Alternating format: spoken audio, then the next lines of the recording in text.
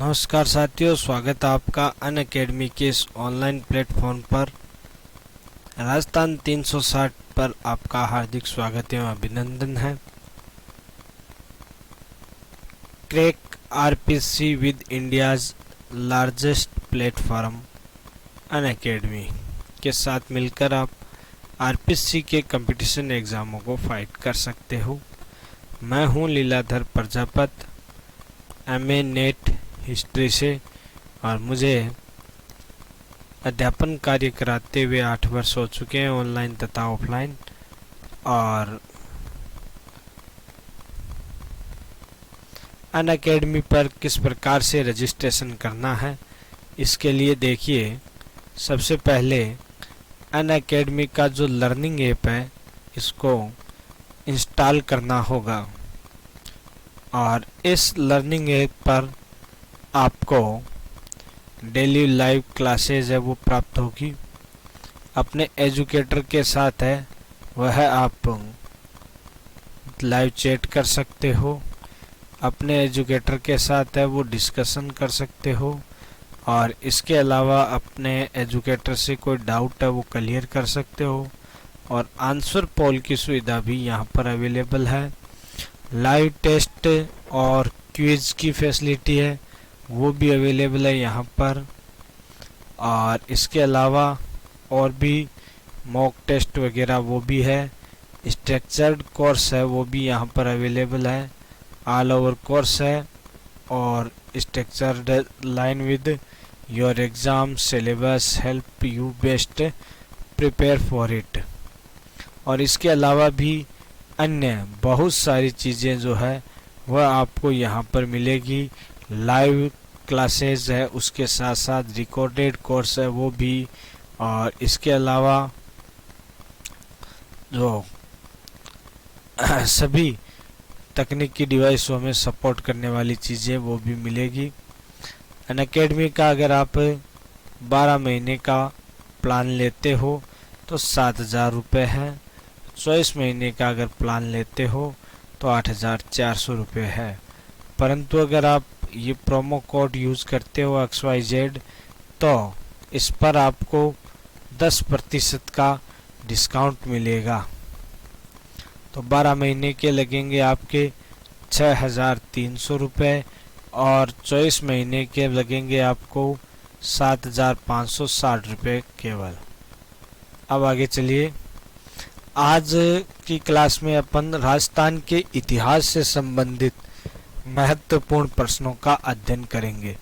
देखो, काफ़ी दिन हो गए अपन इंडियन हिस्ट्री है उसका अध्ययन कर रहे हैं, तो अब इंडियन हिस्ट्री के बीच में ही अपन जो है वो राजस्थान के इतिहास के महत्वपूर्ण प्रश्न हैं उनका अध्ययन करेंगे।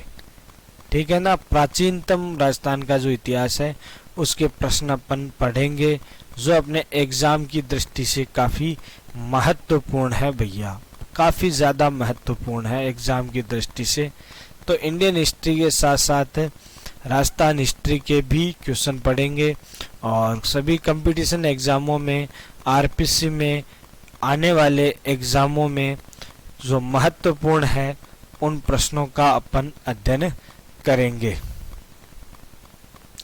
देखिए, पहला जो प्रश्न है वह है घोसुंडी शिलालेख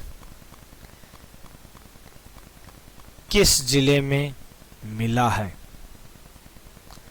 चित्तौड़गढ़, राजसमंद, उदयपुर, डूंगरपुर।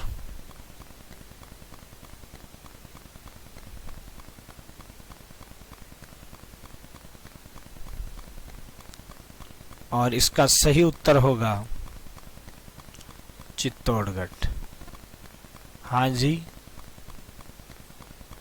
घोसुंडी शिलालेख है, इसकी प्राप्ति है वो हमें चित्तौड़गढ़ से होती है। चित्तौड़गढ़ में घोसुंडी शिलालेख की प्राप्ति हुई है।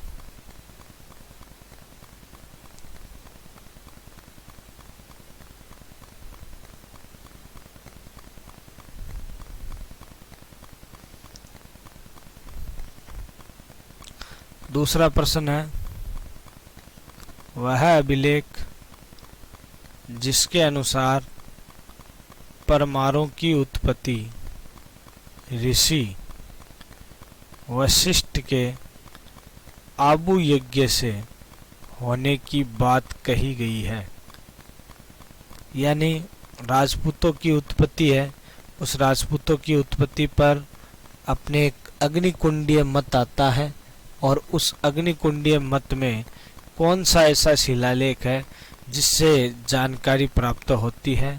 मंडोर का अभिलेख, किराड़ू अभिलेख, चीरवा अभिलेख, कुंभलगढ़ प्रशस्ति।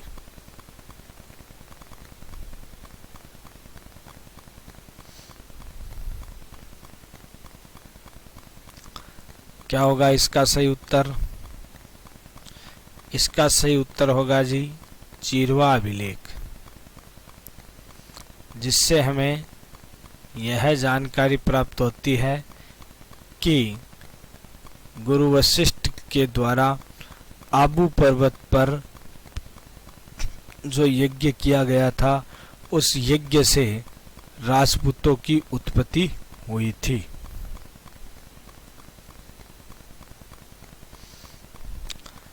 आगे वाला प्रश्न है, चीरवा अभिलेख किस जिले में मिला है? चीरवा अभिलेख की प्राप्ति है वह कौन से जिले में होती है? ऑप्शन है आपके राजसमंद, उदयपुर, कोटा और पाली।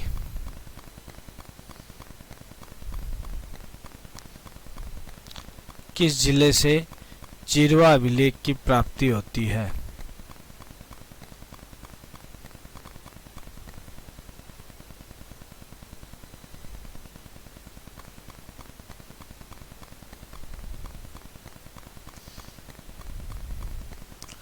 इसका सही उत्तर है जी, बहुत ही बढ़िया उत्तर दिए हैं आपने। इसका सही उत्तर है 2 नंबर।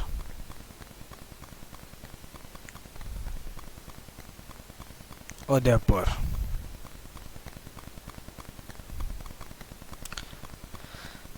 आगे वाला प्रश्न है हिस्ट्री कल्चर से संबंधित, बहुत ही अच्छा प्रश्न है। चित्तौड़ दुर्ग में स्थित जैन कीर्ति स्तंभ का लेख किस शताब्दी का है? 12वीं, 10वीं, 15वीं,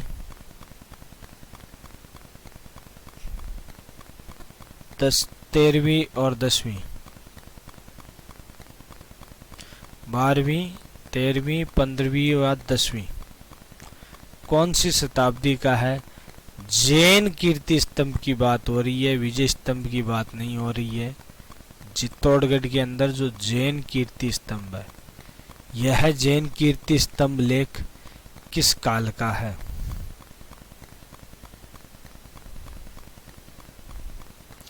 कौन सी शताब्दी का है?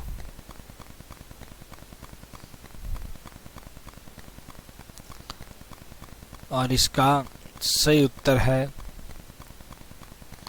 10वीं शताब्दी का। तो जैन कीर्ति स्तंभ का जो लेख है वह कौन सी शताब्दी का है? 10वीं शताब्दी का है जैन कीर्ति स्तंभ का लेख। आगे वाले प्रश्न की ओर चलते हैं। रंगमहल की सभ्यता राज्य के किस जिले में मिली है? रंगमहल की सभ्यता राजस्थान के किस जिले में मिली है? ऑप्शन आपके श्री गंगानगर, उदयपुर, हनुमानगढ़ और चूरू। श्री गंगानगर, उदयपुर, हनुमानगढ़ और चूरू।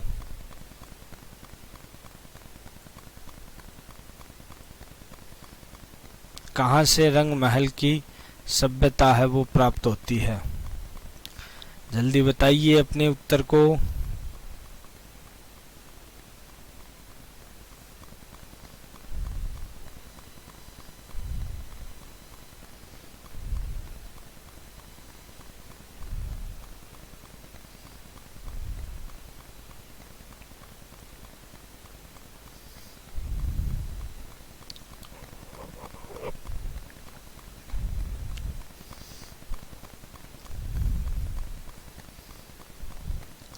तो रंग महल की जो सभ्यता है वह कहाँ से मिलती है अपने को?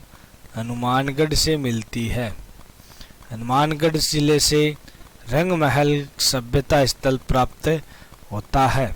इस रंग महल सभ्यता स्थल की खास बात है कि इसकी खोज है वह है डॉक्टर हन्नारिड के द्वारा की गई थी और यहाँ से गुरु शिष्य की मरण मूर्तियां हैं वो प्राप्त होती है। इसके अलावा रंग महल सभ्यता स्थल से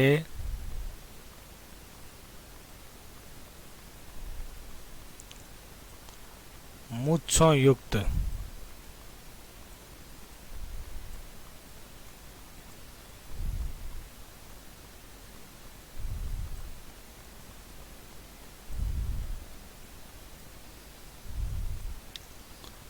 गोवर्धनधारी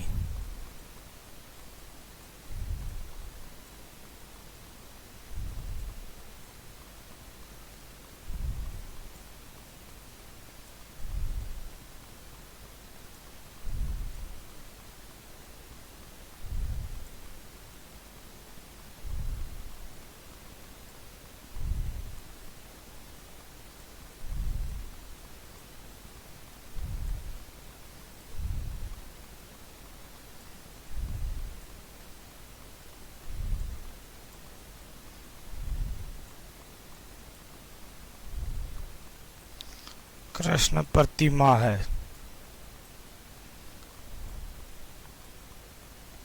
वो भी प्राप्त होती है।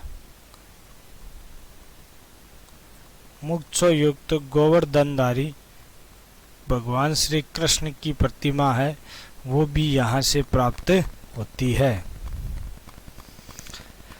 राजस्थान में शिव पार्वती यक्ष एवं गंधर्व की मरण मूर्तियां कहाँ मिलती है? शिव पार्वती यक्ष गंधर्व की मरण मूर्तियां कहाँ से मिलती है? चाक्षु सभ्यता स्थल जयपुर, रेड सभ्यता स्थल टोंक, आहड़ सभ्यता स्थल उदयपुर या सुनारी सभ्यता स्थल झुंझुनू। तो चाक्षु जयपुर, आहड़ उदयपुर, रेड टोंक कौन से सभ्यता स्थल से प्राप्त होती है?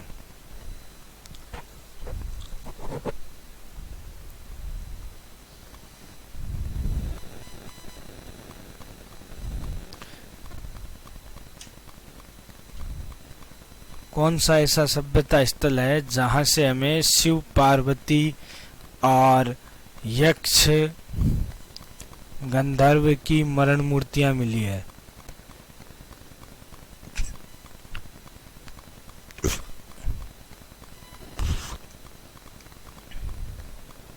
इसका सही उत्तर होगा रेड टोंक से।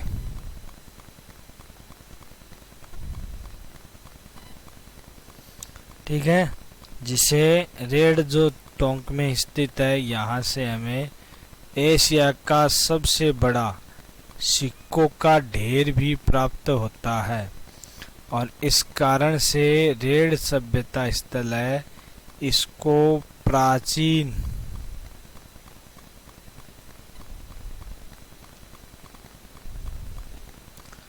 भारत का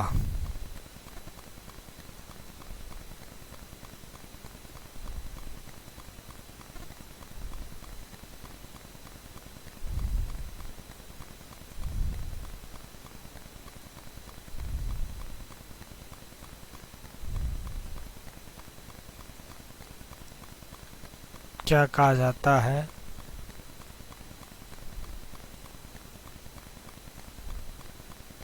टाटा नगर।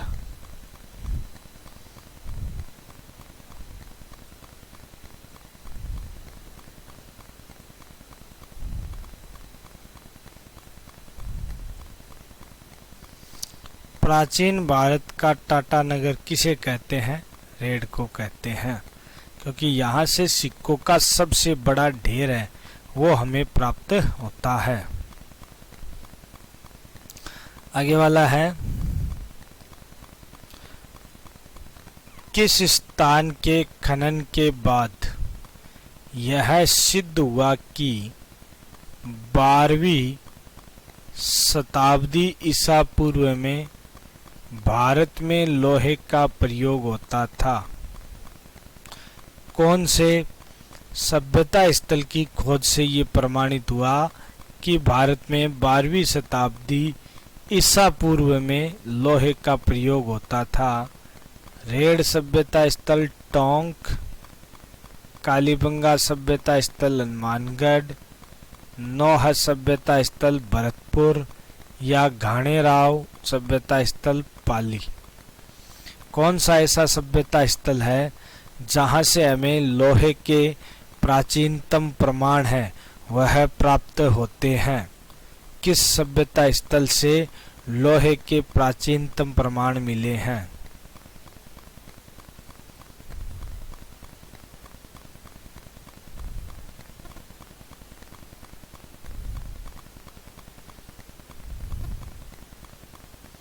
रेड, नौह, कालीबंगा या घाणेराव।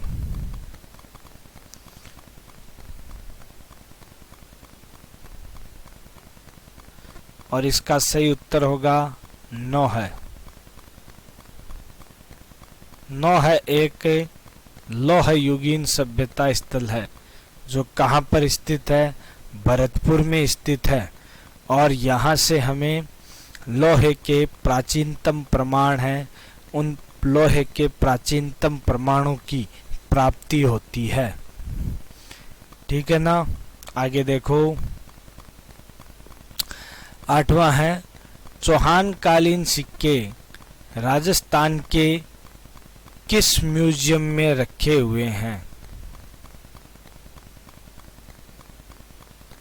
चौहान कालीन सिक्के राजस्थान के किस म्यूजियम में रखे हुए हैं? Jodhpur museum, Ajmer museum, Jaipur museum और कोटा म्यूजियम। एकदम इजी प्रश्न है।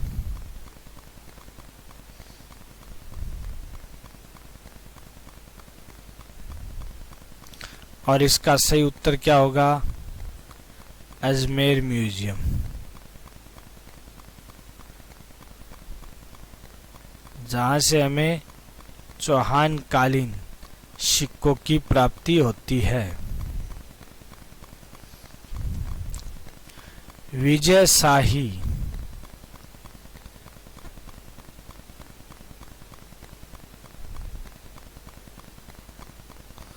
एवं तख्त शाही सिक्के किस राज्य में थे? या विजय शाही या तख्त शाही सिक्का है वो किस राज्य में प्रचलित था? कौन से राज्य में इन सिक्कों का प्रचलन था? उदयपुर यानी मेवाड़ राज्य में, डूंगरपुर, जोधपुर और बीकानेर।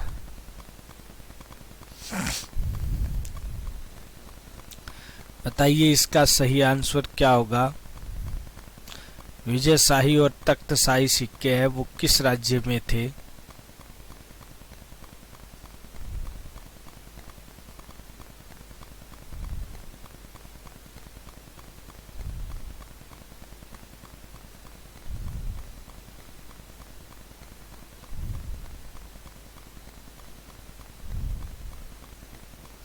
सही उत्तर नहीं आया अभी।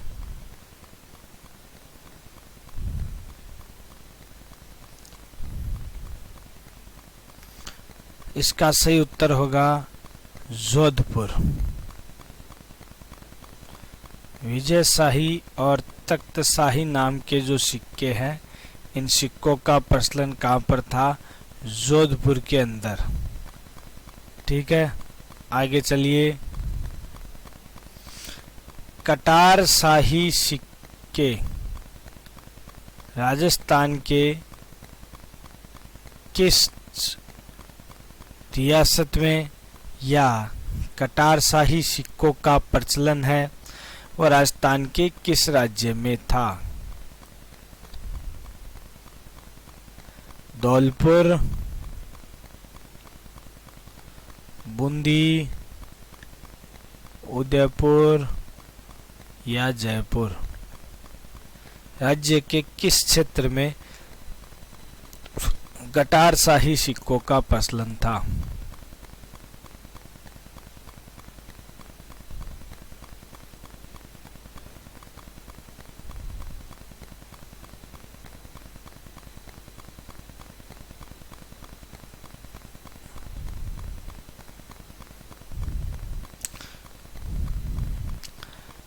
इसका सही उत्तर होगा जयपुर। जयपुर रियासत में कटार शाही सिक्के हैं, उनका प्रचलन था। आगे वाला प्रश्न है, आहड़ सभ्यता के लोग किस प्रकार के मृद भांडों का मतलब हो गया मिट्टी के बर्तन का बहुतायत से प्रयोग करते थे, यानी सर्वाधिक प्रयोग करते थे? आहड़ यानी आहड़ सभ्यता में सीधा साग है। आहड़ सभ्यता जो है, इस आहड़ सभ्यता के अंदर आहड़ सभ्यता स्थल में मूल रूप से किस प्रकार के मृद भांडों का प्रयोग होता? आपके ऑप्शन है भूरे व काले रंग के मृद भांड, लाल व भूरे रंग के मृद भांड, लाल व पीले रंग के मृद भांड, या उपरोक्त में से कोई सा भी नहीं। और सही उत्तर का चुनाव कीजिए भैया, सही उत्तर कौन सा होगा?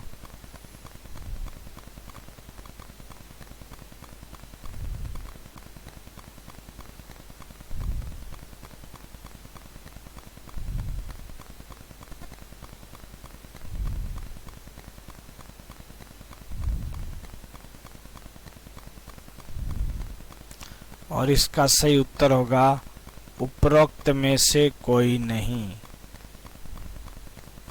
क्योंकि आहड़ के अंदर जो है वह किस प्रकार के मृद भांडों का प्रयोग होता था? आहड़ में लाल व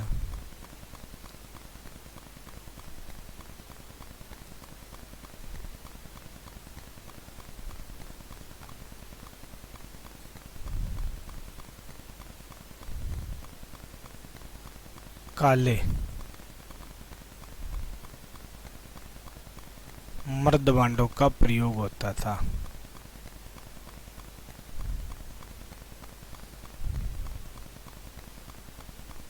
आहड़ में किस प्रकार के मृद भांडों का प्रयोग होता था? तो आहड़ में लाल व काले मृद भांडों का प्रयोग होता था, जो इनमें ऑप्शन में नहीं है। तो क्या करोगे? उपरोक्त में से कोई नहीं।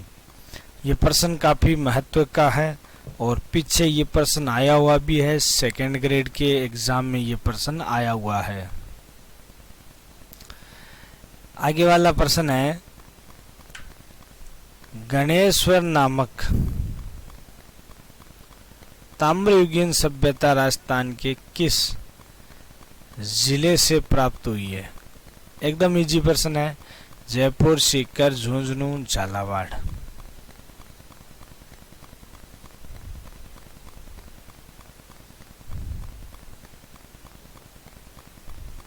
और सही उत्तर हो गया सीकर, सबको पता है।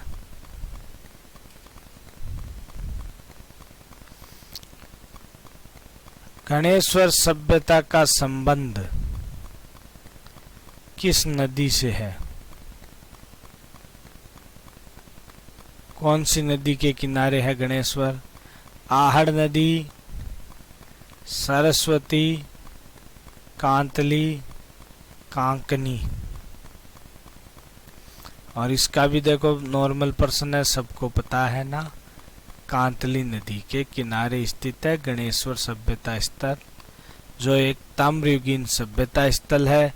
और यहाँ से भैया तांबे के सबसे प्राचीन अवशेष है उनकी प्राप्ति होती है। इस कारण से गणेश्वर जो है उसको ताम्रयुगीन सभ्यताओं की जननी भी कहा जाता है। तो अब आगे वाला प्रश्न है, मिट्टी से बनी वृषभ आकृतियां बनासियन बुल की प्राप्ति कौन से सभ्यता स्थल से हुई है? मिट्टी से बनी जो बेल की आकृति वो कहाँ से मिली है? आहड़ से, गणेश्वर सीकर से, बालाथल उदयपुर से और बेराट जयपुर से।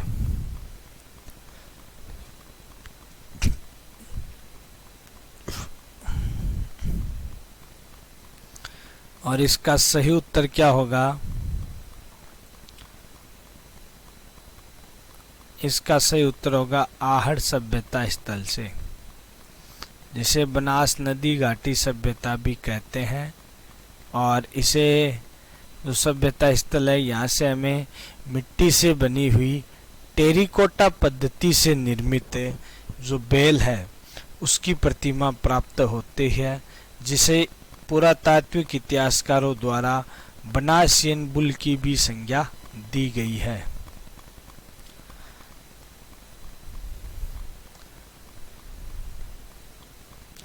तो देखिए आगे वाला प्रश्न है, मौर्य सम्राट अशोक कालीन गौल बौद्ध मंदिर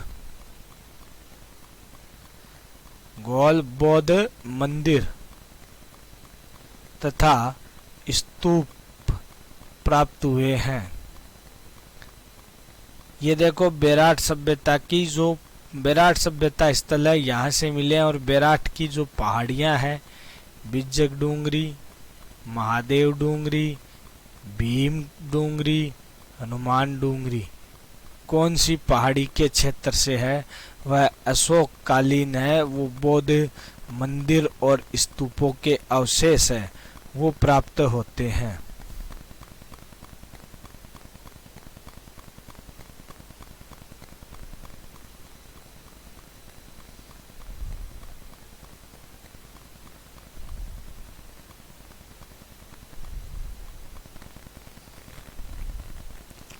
और आपका सही उत्तर होगा बिज्जक डोंगरी।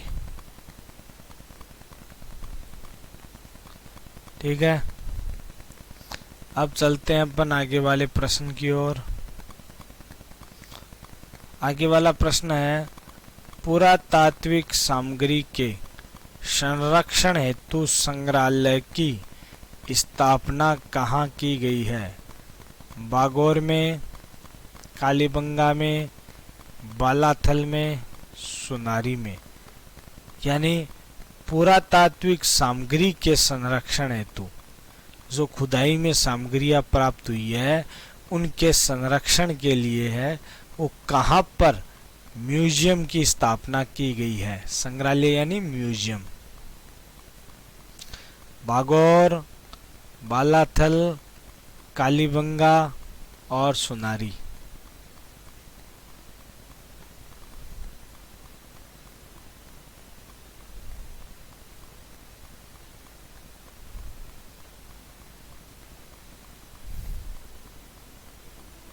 तो इसका सही उत्तर क्या होगा? कालीबंगा। कालीबंगा जो सभ्यता स्थल है, कालीबंगा सभ्यता स्थल है, इस यहाँ पर सन 1986 ईस्वी में राजस्थान सरकार के द्वारा एक संग्रहालय की स्थापना की गई थी। ठीक है ना। अब आगे वाला प्रश्न देखिए, भीलवाड़ा जिले में कोठारी नदी के किनारे स्थित किस स्थल से मध्य पाषाण कालीन पशुपालन के साक्ष्य प्राप्त हुए हैं? आपके ऑप्शन है बागोर, गणेश्वर, आदमगढ़ और दोहै।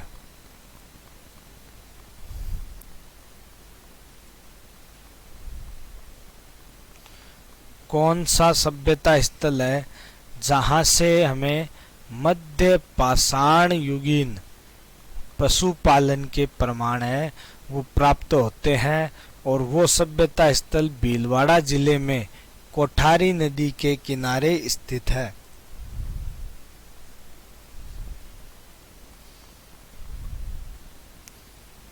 और आपका सही उत्तर होगा भैया बागोर। बागोर जो सभ्यता स्थल है ना, इस बागोर सभ्यता स्थल से हमें प्राचीनतम कृषि और पशुपालन के प्रमाण मिले हैं। कृषि और पशुपालन वो भी दोनों किस काल के? मध्य पाषाण युग के पशु और पशुपालन, और इसके अलावा जो कृषि है उसके प्रमाण मिलते हैं। इस कारण से जो बागोर सभ्यता स्थल है इसको कहा जाता है, इसी कारण से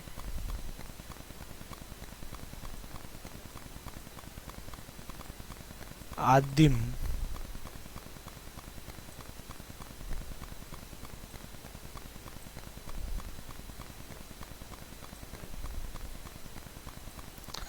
संस्कृति का।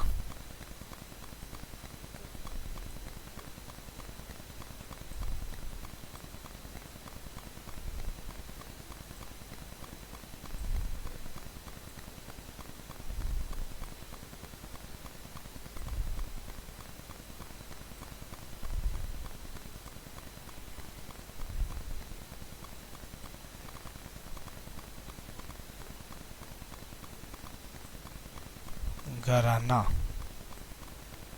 अच्छा प्रश्न है ना।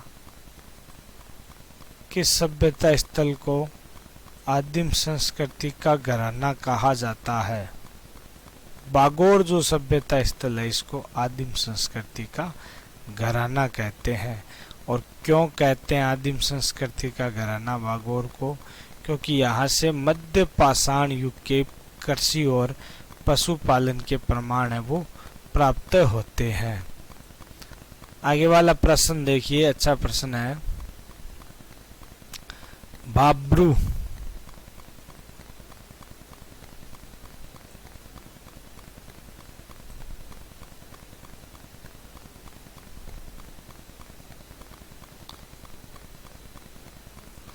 लघु शिलालेख में सम्राट अशोक को संबोधित किया गया है। बाब्रू का जो शिलालेख मिला है इसमें अशोक को क्या कहा गया है? अशोक वर्धन, पियदसी, अशोक, मगध का राजा। इसका उत्तर दीजिए। काफी अच्छा प्रश्न है ये।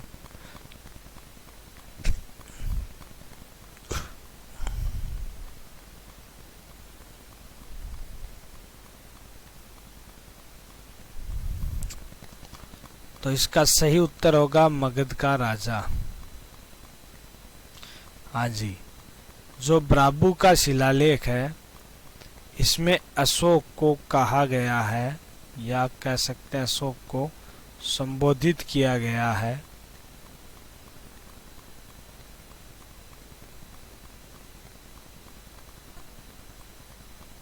मगधा धीराज।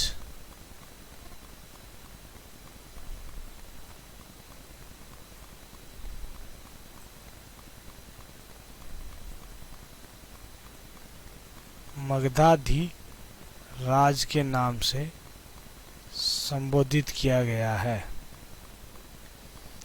मगधाधि राज का मतलब क्या हो गया? मगध का राजा, ठीक है ना। और पता है आपको ब्राबू का शिलालेख है वो काफी महत्वपूर्ण है। और ब्राबू का जो शिलालेख है, इस ब्राबू के शिलालेख से हमें कई चीजें हैं कई जानकारियां हैं वो प्राप्त होती हैं।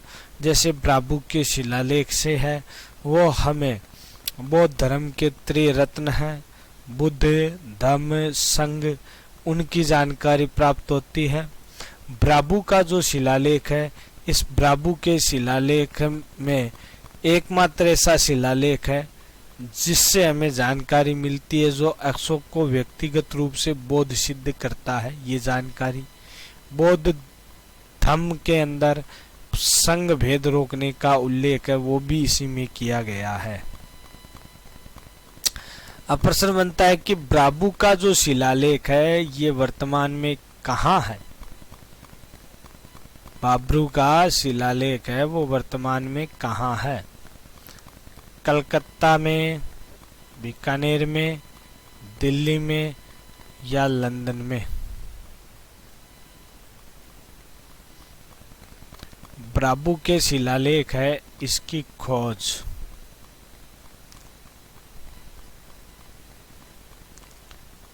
सन 1837 ईस्वी में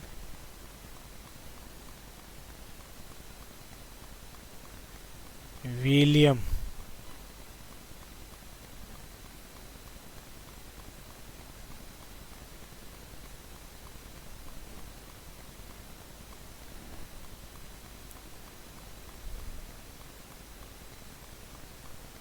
बर्ट द्वारा की गई।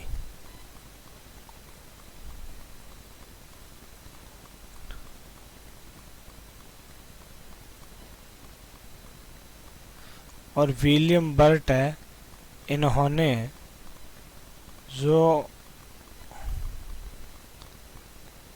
1840 ईस्वी है, 1840 ईस्वी में ब्राबू का शिलालेख जो है, जो बिजक पहाड़ी के क्षेत्र से मिला था, इस ब्राबू के शिलालेख को यहाँ से काट लिया और काट करके 1840 ईस्वी में विलियम बर्ट है वो इसे ले गए कलकत्ता।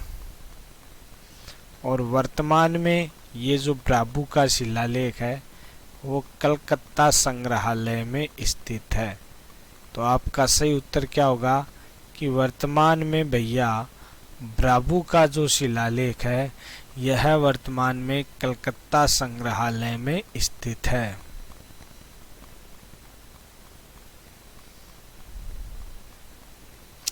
जनपदों से लिया गया प्रश्न है, उत्तरी राजस्थान में निवास करने वाली योद्धय जाति किसकी उपासक थी?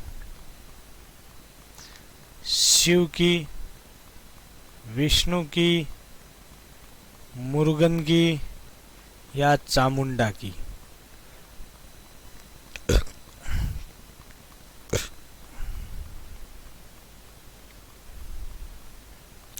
योद्धय जाति, योद्धय जाति जो है, इस योद्धय जाति का निवास स्थान है वह उत्तरी राजस्थान के अंदर जो मूल रूप से हनुमानगढ़ का क्षेत्र है वो रहा है।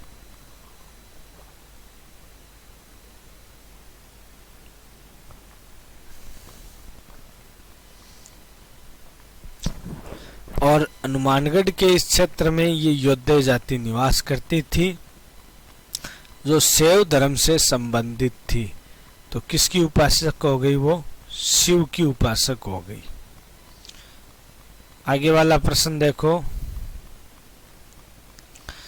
राजस्थान के किस जिले से गुप्तकालीन सोने के सिक्कों का ढेर प्राप्त हुआ है? ठीक है ना, राजस्थान के किस जिले से गुप्तकालीन सोने के सिक्के जो है उनका बड़ा ढेर मिला है?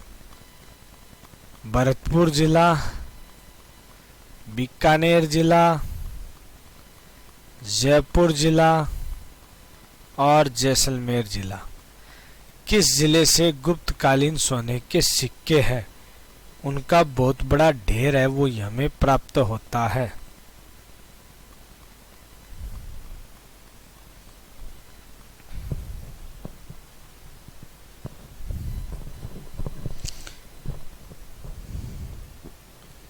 दिया उत्तर, सोच लिया?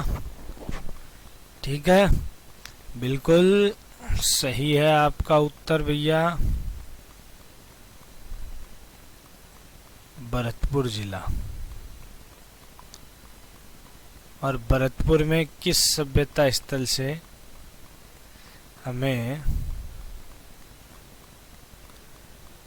भरतपुर में जो बयाना है ना, यहाँ से बयाना भरतपुर से गुप्तकालीन सिक्कों का बहुत बड़ा ढेर है वो प्राप्त होता है।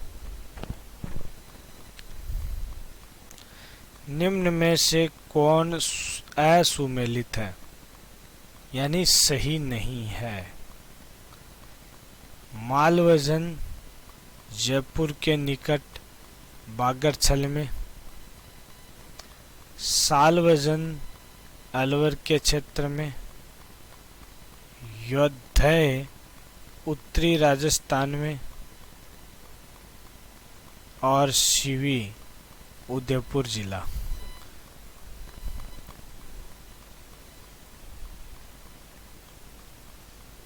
कौन सा गलत है?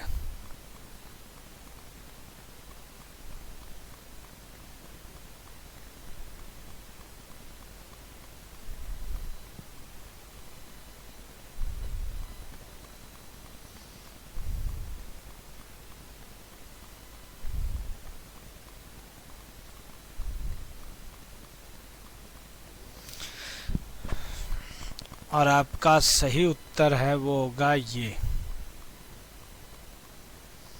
शिवी जाति है, शिवी जन्म है। इसका स्थान था कहाँ?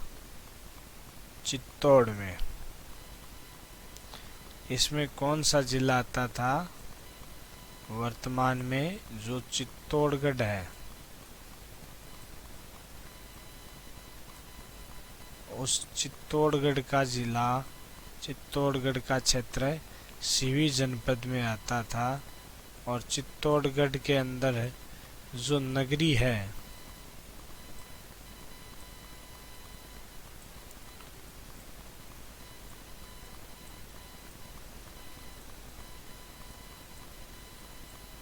नगरी कहाँ पर है? चित्तौड़गढ़ में। और नगरी चित्तौड़गढ़ यही शिवी जनपद की क्या थी? राजधानी थी। शिवी जनपद है इसकी राजधानी।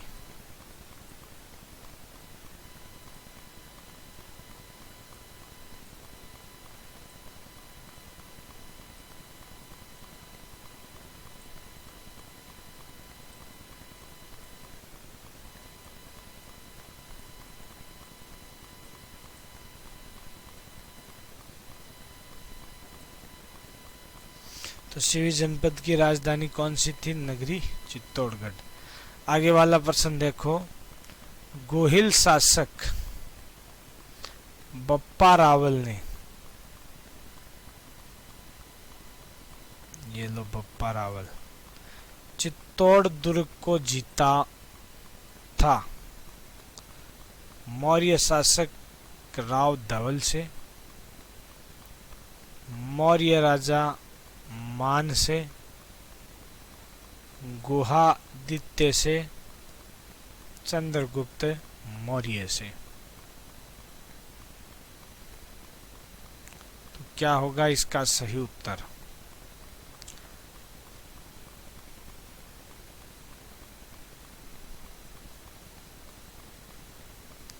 और इसका सही उत्तर होगा आपका मान मौर्य से।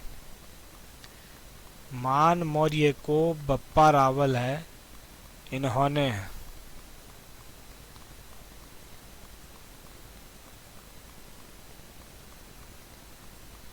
734 ईस्वी में पराजित किया था।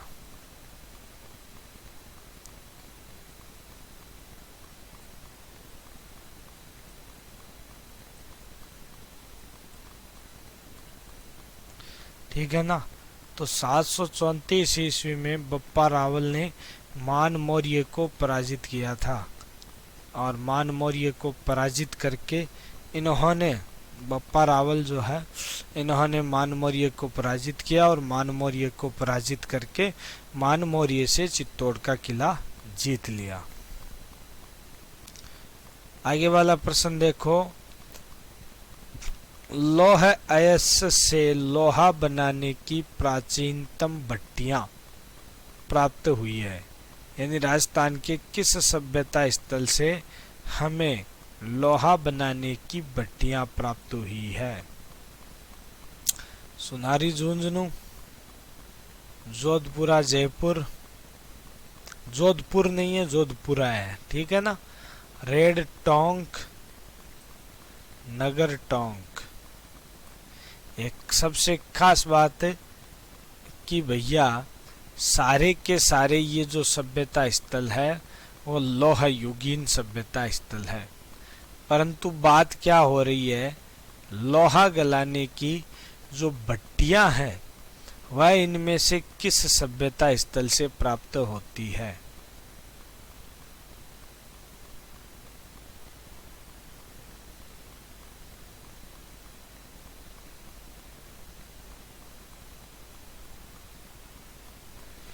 और आपका सही उत्तर होगा इसमें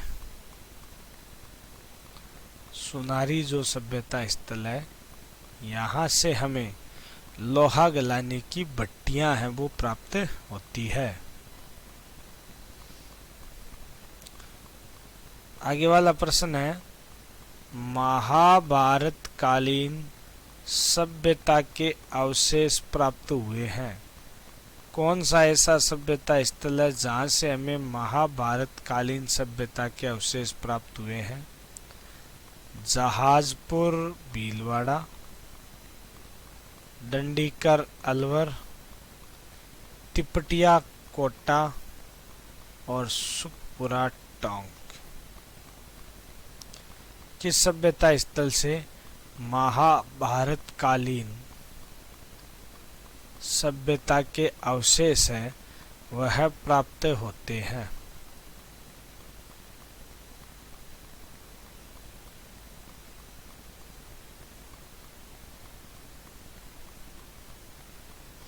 बताइए, प्रश्न का सही उत्तर दीजिए।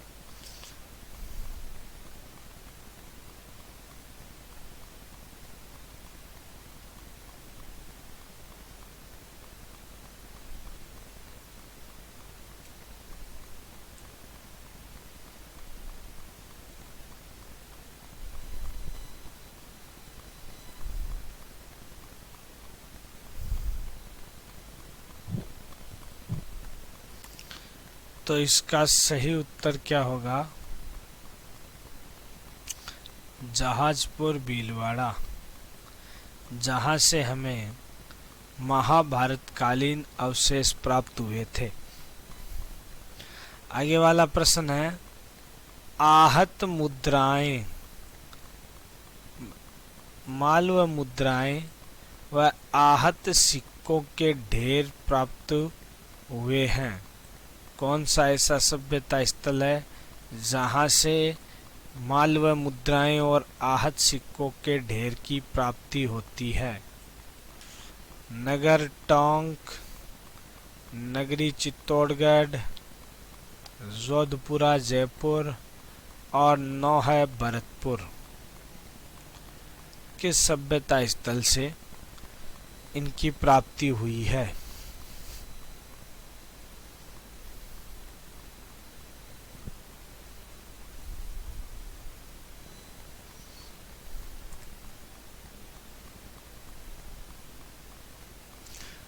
और आपका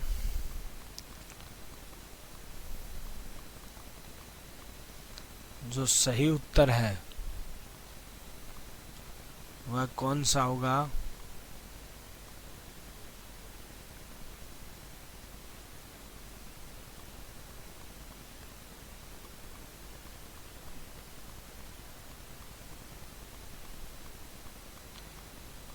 नगर टोंक।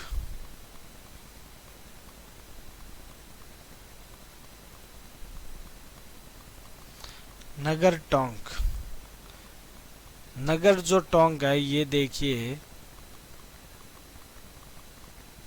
जो मालवा जनपद है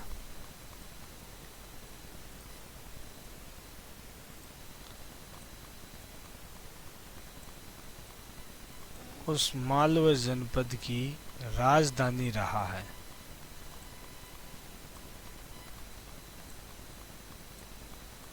मालवा जो जनपद है, इस मालवा जनपद की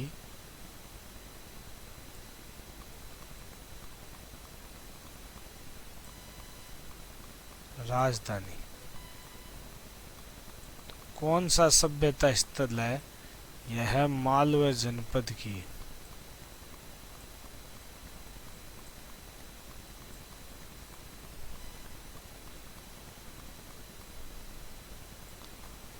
राजधानी।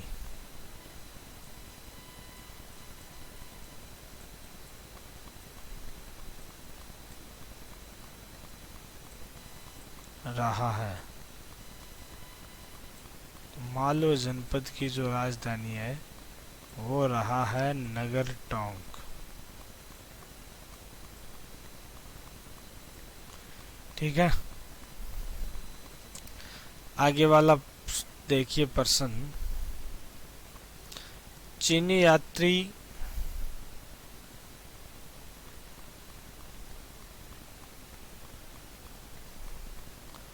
फायान ने राज्य के किस नगर की, देखो फायान नहीं होगा यहाँ पर, ये गलती से लिखा ही हुआ है। यहाँ पर फायान की जगह आपको क्या करना होगा, वेनसांग करना होगा। ठीक है ना, तो वेनसांग से इस प्रश्न को सही करना है।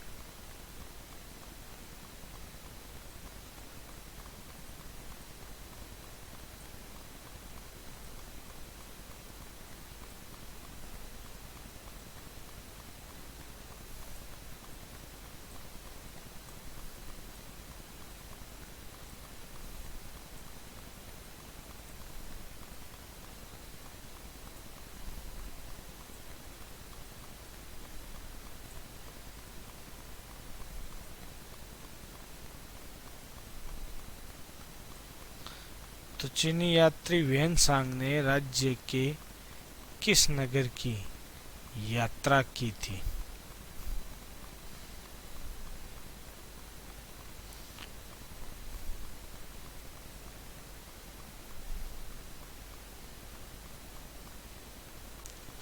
ऑप्शन है भीनमाल, बेराट, माध्यमिका, शाकंभरी।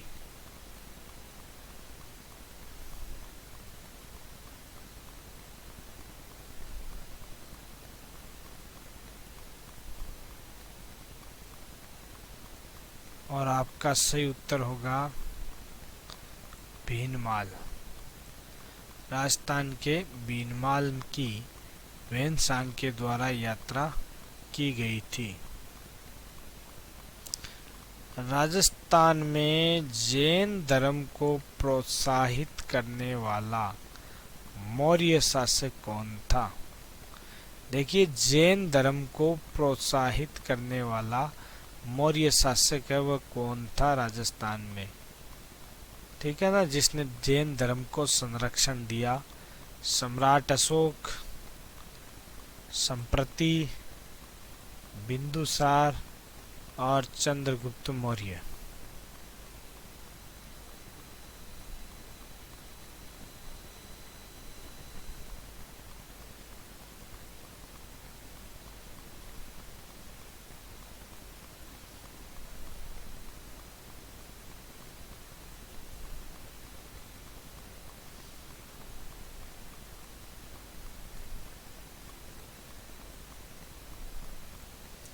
कौन सा शासक था जिसने जैन धर्म को संरक्षण दिया? तो मैं बताता हूं उत्तर आपको, संप्रति। इसका सही उत्तर क्या होगा? संप्रति। ठीक है ना, मौर्य वंश का शासक था संप्रति, जो जैन धर्म का अनुयायी था। और इसी संप्रति के द्वारा जो है वह भैया जैन धर्म को संरक्षण प्रदान किया गया था, जैन धर्म को प्रोत्साहित किया था इसी ने। इसी संप्रति के द्वारा है अपन राजस्थान के किले और दुर्ग पढ़ते हैं ना, तो नाम आता है किसका? कुंभलगढ़ के किले का। और अपन पढ़ते हैं कि भाई कुंभलगढ़ का जो किला है वह किसने बनवाया था? कुंभलगढ़ का जो किला है वो महाराणा कुंभा ने बनवाया था। परंतु कुंभा से पहले जहाँ पर ये कुंभलगढ़ का किला बना हुआ है, इस स्थान पर पूर्व में भी एक किला था और उसका निर्माण जो है वो संप्रति ने करवाया था। ठीक है ना, उसका निर्माण किसने करवाया था? उसका निर्माण है वो संप्रति ने करवाया था। और संप्रति द्वारा निर्मित जो खंडर थे किले के, संप्रति द्वारा निर्मित किले के जो खंडर थे, उन्हीं खंडरों पर जो कुंभा है, इन्होंने इस वर्तमान दुर्ग यानी कुंभलगढ़ का निर्माण करवाया था। महाराणा कुंभा की विजयों एवं विरुद्धों की जानकारी देने वाला शिलालेख है वह कौन सा है?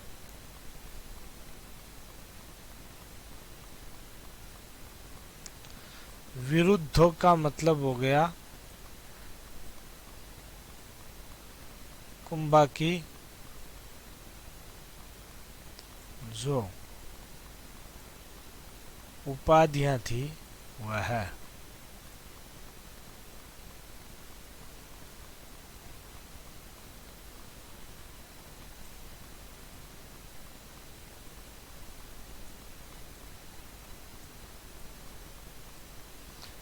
तो कौन सा ऐसा अभिलेख है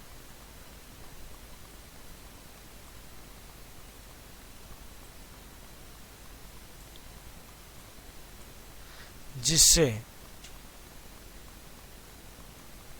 कुंभा की उपाधियां हैं उनकी और कुंभा की विजयों की जानकारी प्राप्त होती है? राज प्रशस्ति, रायसिंह प्रशस्ति, आबू मंदिर की प्रशस्ति और रणकपुर प्रशस्ति।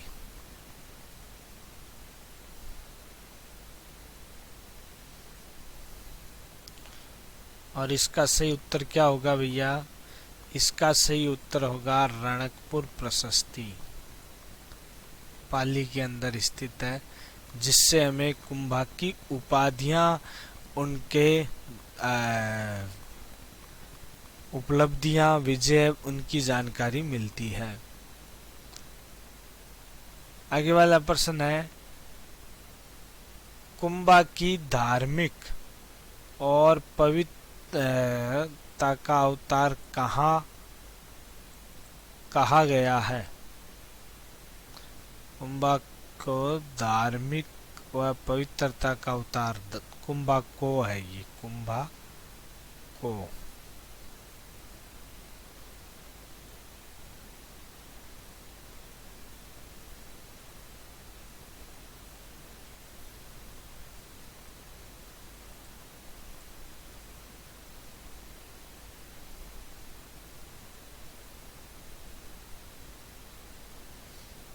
तो किस में कुंभा को? इसको तो मैं घोट दूंगा, आप प्रश्न पर गौर कीजिए। कुंभा को धार्मिक और पवित्रता का अवतार किस में कहा गया है? एकलिंग महात्म में, राज प्रशस्ति, कीर्ति स्तंभ प्रशस्ति या कुंभलगढ़ प्रशस्ति।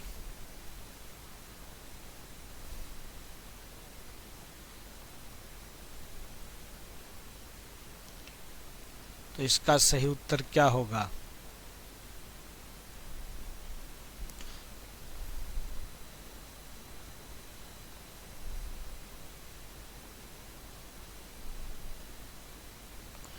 इसका सही उत्तर होगा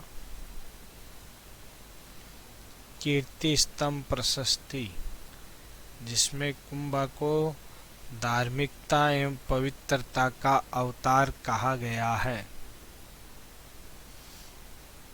आज के लिए भैया इतना ही। राजस्थान 360 के साथ जुड़े रहिए, चैनल को सब्सक्राइब कीजिए। कोई भी डाउट है तो उसको आप कमेंट बॉक्स में लिख सकते हो, कमेंट बॉक्स में पूछ सकते हो। और अनअकैडमी का लर्निंग ऐप डाउनलोड कीजिए, XYZ यह कोड है वह यूज़ कीजिए। ठीक है, बहुत बहुत धन्यवाद आपका।